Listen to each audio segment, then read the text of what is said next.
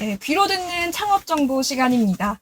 안정환 창업 컨설턴트 나와 계십니다. 어서 오세요. 예, 안녕하세요. 네, 오늘은 어떤 내용을 소개해 주시나요? 자, 오늘은 많은 분들이 관심을 갖고 있는 디저트 카페에 대해서 이야기를 해볼까 합니다. 특히 한때 유행했다가 사라진 디저트를 중심으로 그 이유와 앞으로의 성공 전략까지 다뤄볼 예정입니다. 네, 제가 디저트를 좋아해서 디저트 카페 가는 걸 즐기는데요. 오늘 주제 흥미롭게 느껴집니다. 한때 유행했다가 사라진 디저트들, 예를 들어서 어떤 디저트들 떠올려 볼 수 있을까요? 가장 먼저 떠오르는 디저트는 2017년에 엄청난 인기를 끌었던 대왕 카스테라입니다. 대만에서 유래된 이 디저트는 대형 사이즈와 부드러운 식감으로 인기를 끌었죠. 네, 저도 이 대왕 카스테라 가게들이 한참 많이 생겼던 게 기억이 납니다. 그렇게 빨리 인기를 얻었던 이유가 있다고요?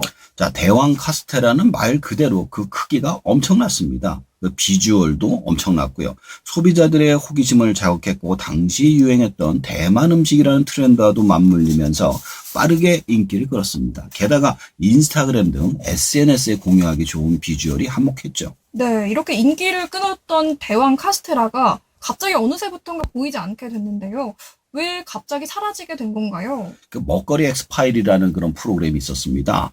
거기서 주로 식품위생 문제와 관련된 논란이 있었습니다. 일부 매장에서 발생한 화학 첨가물 논란이 크게 번지면서 소비자들의 신뢰를 잃었죠. 그로 인해 인기는 급격히 식고 많은 가게들이 문을 닫게 되었습니다. 네, 그런데 이렇게 대왕 카스테라뿐만 아니라 반짝 인기를 끌고 사라진 디저트들도 있는데요. 다른 예로는 어떤 디저트가 있나요? 자, 2018년부터 2019년 사이에 유행했던 흑당 라떼도 기억하실 겁니다.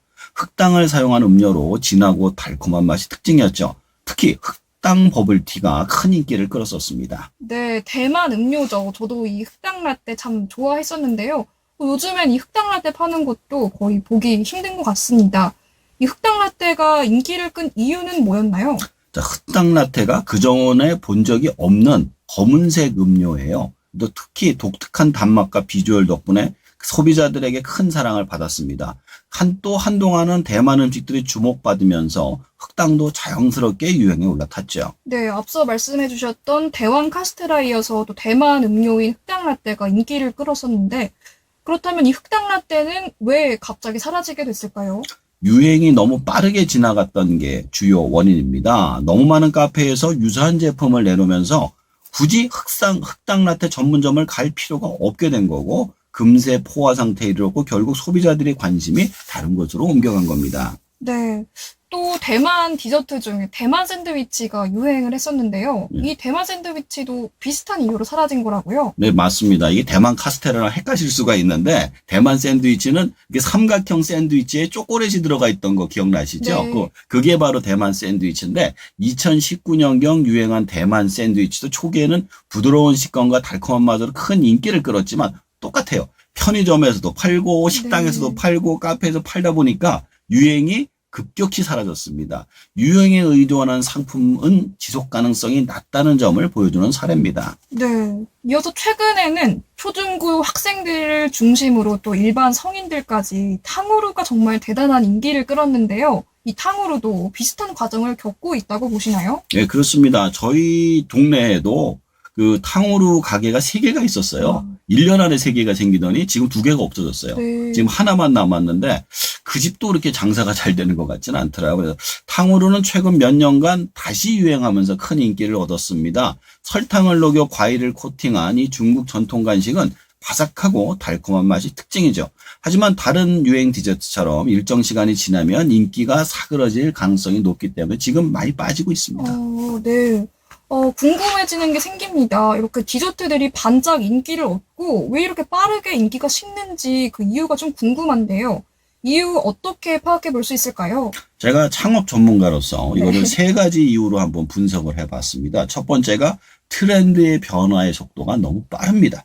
두 번째 가격과 접근성입니다. 세 번째가 건강에 대한 부담입니다. 네, 세 가지 이유를 짚어주셨는데요. 하나하나 좀 살펴보겠습니다. 먼저 첫 번째 이유로 트렌드 변화의 속도가 너무 빠르다고 말씀해 주셨는데요. 이 내용 좀 더 자세히 설명해 주신다면요. 자, 이제 우리가 이것을 맛으로 먹는 게 아니라 멋으로 먹고 사진으로 먹다 보니까 이 유행이 너무 빠르게 지나가는 거예요. 그러니까 유행에 민감한 소비자들이 타겟으로 하기 때문에 유행이 지나면 곧바로 관심에서 멀어집니다.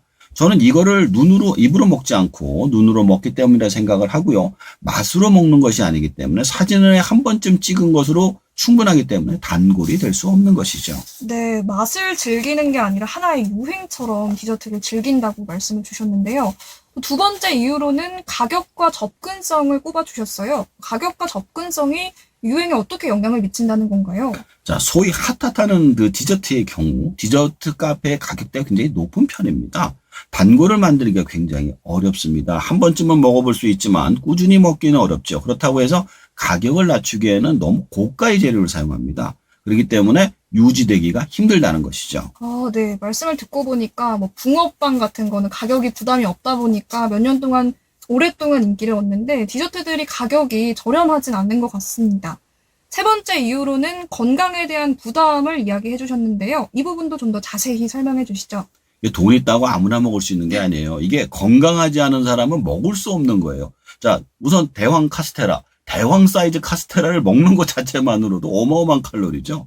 흑당 라떼, 그 라떼에 어마어마하게 대만 샌드위치 탕으로 생각해 보시면 디저트가 너무너무 고칼로리이기 때문에 건강에 신경 쓰는 사람들에게는 큰 부담이 됩니다. 그리고 아무리 좋아한다고 돈이 많다고 하더라도 그걸 계속 꾸준히 먹긴 힘들죠. 결국 지속성이 떨어질 수밖에 없습니다. 네, 최근에는 뭐 당 스파이크나 당뇨병 관련해서 디저트들을 먹었을 때 건강 우려하는 기사들도 정말 많이 본 것 같습니다.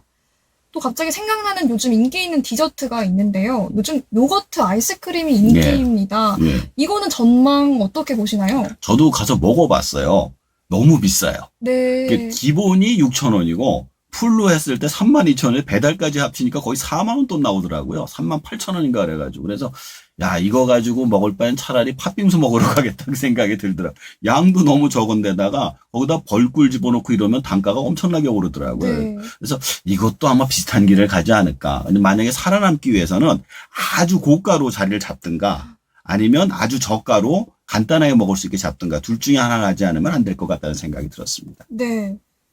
반짝 인기를 얻고 사라졌던 디저트들의 예를 들어보면서 또 이런 이유를 한번 같이 짚어봤는데요. 이런 단점을 극복하고 디저트 카페가 성공하려면 어떤 전략을 취하면 좋을까요? 전략 역시 세 가지로 나눠서 제안드릴 수 있을 것 같아요. 첫 번째가 메뉴의 지속적인 변화입니다. 두 번째가 프리미엄화 전략이고요. 세 번째가 건강한 대안 제공입니다. 네. 그럼 이 성공 전략 세 가지도 하나하나 살펴보겠습니다. 첫 번째 전략으로 메뉴의 지속적인 변화 언급해 주셨는데요. 말 그대로 메뉴를 자주 바꿔야 한다는 말씀이신가요? 그렇죠. 유행하는 카페라면 유행하는 물건을 계속 내주는 거죠. 지나치게 유행을 쫓지 말고 지속적으로 새로운 디저트를 개발해 변화에 대응해야 한다라는 얘기인데요. 예를 들어 처음에 요즘 유행하는 디저트로 사람들에게 홍보를 하고 나선 다른 곳에는 없는 메뉴를 지속적으로 만들어 공급을 한다면 사람들은 여기에 오늘 또 어떤 디저트가 있을까 하는 마음에 방문을 하게 될 겁니다. 그중에 남들과 차별화되는 시그니처 메뉴가 나올 수가 있죠. 네, 생각해보니까 인기 있는 디저트 카페에서 이제 라인업을 날마다 다르게 해서 공지하는 그런 경우가 있는데 그런 경우가 떠오릅니다. 이렇게 말씀하신 것처럼 너무 유행하는 메뉴에만 치우치지 않으면 좋을 것 같아요. 두 번째 전략으로는 프리미엄화 말씀해 주셨는데 이건 어떤 내용인가요? 앞에서 말씀드린 것처럼 디저트는 가격이 비쌉니다. 그렇다면 그런 디저트를 먹을 수 있는 소수의 고객을 단골로 잡는 것이 중요하죠. 고급스러운 디저트와 분위기를 통해 프리미엄 브랜드로 자리를 잡는다면 단골을 확보하는 것이 중요합니다. 예를 들어 호텔 커피숍에서는 커피 한 잔에 몇만 원씩이에요. 하지만 꾸준히 사람들이 오죠. 왜 그러냐면 중요한 이야기를 해서 사람과의 대화를 나눌 수 있는 분위기가 있기 때문입니다. 만약에 이런 것을 브랜드화한다면 성공할 수 있다는 것이죠. 네, 아예 타겟을 고가의 가격을 살만한 사람으로 잡는 거군요. 그렇습니다. 네. 마지막으로 세 번째 성공 전략은 건강한 대안을 제공하는 거라고 말씀해 주셨는데요. 이거는 어떤 방식으로 하는 게 좋을까요? 디저트는 가격의 문제도 있지만 건강의 문제 때문에 단골이 되기 힘들다고 말씀드렸습니다. 그렇다면 반대로 건강의 문제를 해결한다면 단골을 많이 만들 수 있습니다. 저칼로리, 무설탕, 비건 디저트 등 건강을 고려한 메뉴를 개발하여 건강과 맛을 만족시킬 필요가 있습니다. 예를 들어 당뇨 환자도 먹을 수 있는 디저트라고 소문이 난다면 정말 대단한 반향이 쏟치지 않습니까? 요즘 제로당을 이용한 제품이 많이 나오니 시도를 해볼 만합니다. 네, 말씀해주신 제로당 음료가 굉장히 큰 인기를 얻고 있고, 또 밀가루 쓰지 않는 글루텐 프리 빵이나 비건 빵도 인기를 얻고 있어서 굉장히 좋은 대안인 것 같습니다. 구체적인 방법들을 짚어주시니까 이해가 쏙쏙 되는데요. 그렇다면 앞서 이야기했던 대왕 카스테라나 흑당 라떼, 탕후루 같은 유행 디저트를 활용하면서도 성공할 수 있는 방법은 없을까요?